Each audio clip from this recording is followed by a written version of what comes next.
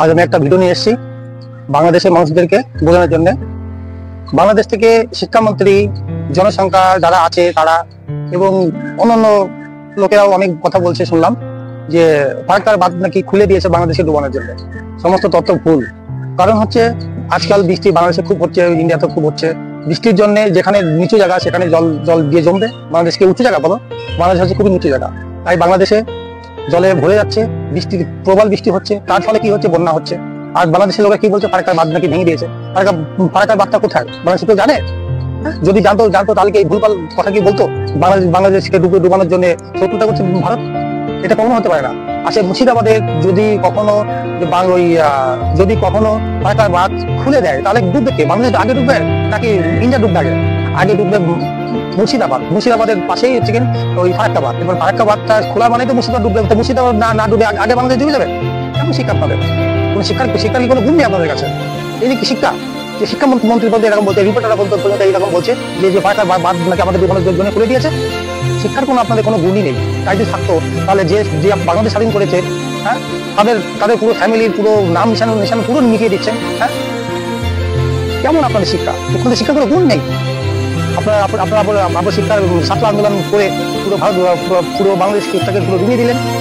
একটা কথা মনে রাখবেন, সত্যের জয় সবসময় হয়, সত্য সবসময় বজায় থাকবে। তাই কি একটা করে কিনেন তো, মানুষের উপর মানুষের কোনোদিন অত্যাচার করতে নেই। আপনারা যা করেছেন বাংলাদেশে, আমি তো দেখলাম পুরো দুনিয়া ভোর সবাই জেনে গেছে বাংলাদেশের মানুষের চরিত্রটা কি। এত এত এত বড় ভিখারি বাংলাদেশের, আর পাকিস্তানের ছাড়া কোথাও নেই। পাকিস্তানের অবস্থা আজকে কি হয়েছে, হিংসা করে এখন ভারতের সুনাম করেন।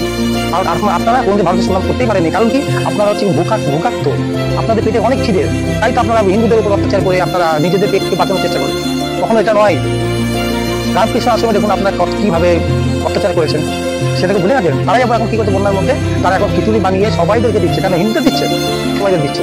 হিন্দু, মুসলিম, খ্রিস্টান সবাইদেরকে দিচ্ছে। কারণ এটা সনাতন ধর্ম। সনাতন ধর্ম সত্যতা, সনাতন ধর্ম কখনো মিথ্যা নয়। তাই এরা সকলকে ভালোবাসে।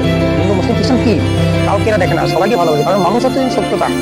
মানুষের মধ্যে যদি মানুষত্ব বজায় না থাকে তাহলে যাকে মানুষ বলা হয় না, তাকে জানোয়ার বলা হয়।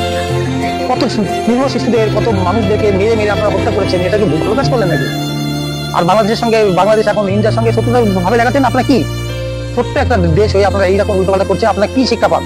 আপনাদের কোনো শিক্ষার কোনো দামই নেই। এখন যা দেখতে পাওয়া যাবে, অশিক্ষিত দলেরা, আপনারা সব অশিক্ষিত, মিডিয়া পর্যন্ত অশিক্ষিত। ভারতের উপরে কখনো আঙুল দেখাবেন না। ভারত হচ্ছে কেন সনাতন ধর্মের দেশ। সনাতন ধর্ম মানুষকে কখনো ছোট করে না, কোনো ধর্মকে ছোট করে না। সনাতন ধর্ম সকলকে ভালোবাসে।